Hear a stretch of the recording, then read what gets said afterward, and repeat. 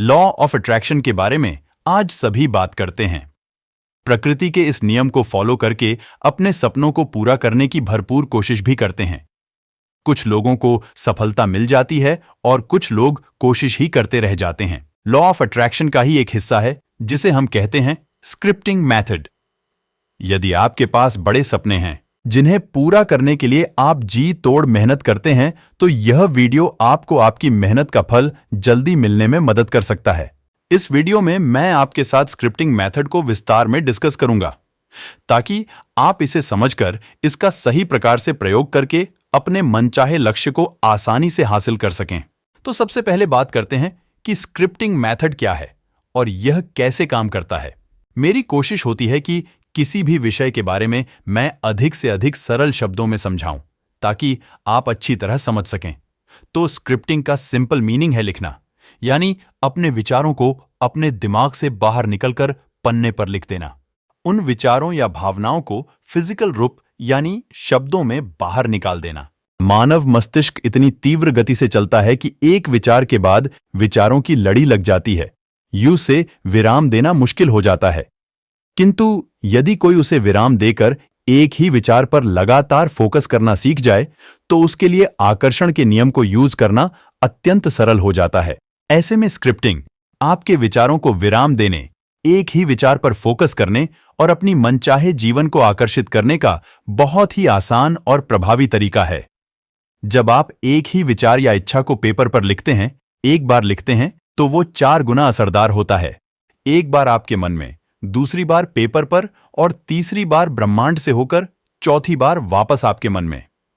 इस प्रकार स्क्रिप्टिंग अन्य तरीकों की तुलना में अधिक प्रभावी तरीका है। मुझे उम्मीद है कि अब आप इस तरीके के अवश्य आजमाना चाहेंगे। तो इसे शुरू करने या अधिक प्रभावी बनाने के लिए कुछ बातों का विशेष ध्यान रखें। तो चलिए जानते हैं कि वे कौन सी बातें हैं जो आपकी स्क्रिप्टिंग प्रैक्टिस को अधिक असरदार बना सकती हैं। राइटिंग के लिए 2 चीजें महत्वपूर्ण हैं, पेपर और पेन। तो आप अपने जीवन की रूपरेखा जिस पेपर पर लिखने जा रहे हैं वह पेपर कैसा होना चाहिए, या आप जिस कलम से अपनी तकदीर, अपना भविष्य लिखने जा रहे हैं वह कलम कैसी होनी चाहिए। मुझे उम्मीद है कि आप एक उज्जवल भविष्य बनाना चाहते हैं, तो उसके लिए जिस पेपर और पेन का इस्तेमाल करें वह भी उतनी ही सुंदर और आकर्षित हो।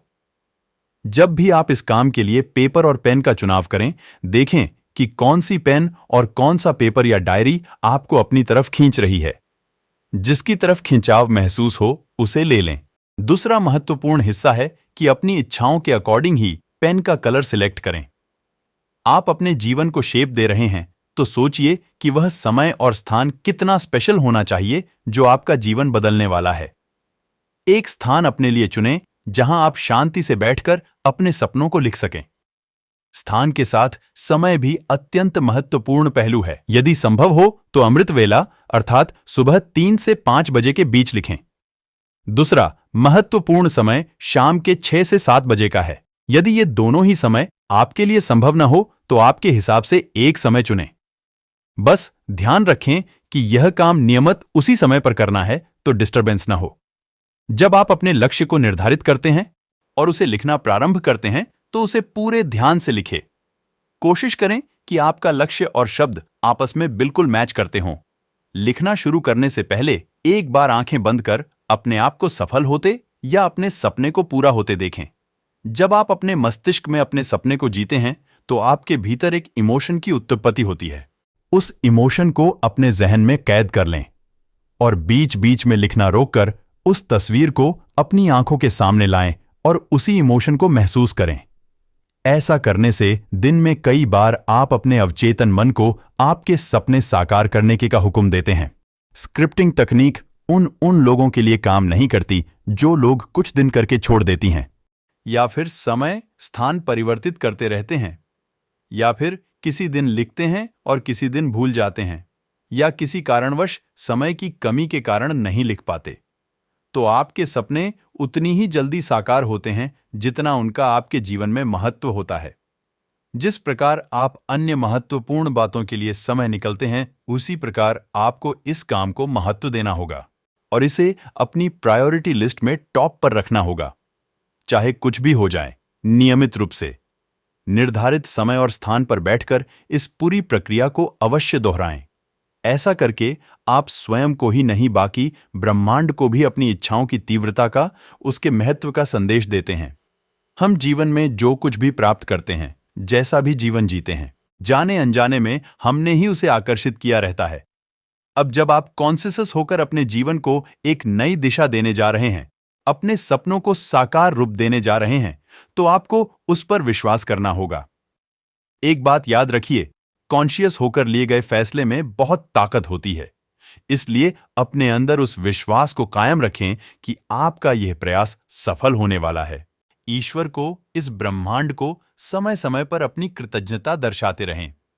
कुछ ही दिनों में आप अपने जीवन में उसी दिशा में अग्रसर होने लगेंगे जहां जाने के लिए, जिसे पाने के लिए आपने स्क्रिप्टिंग शुरू की थी।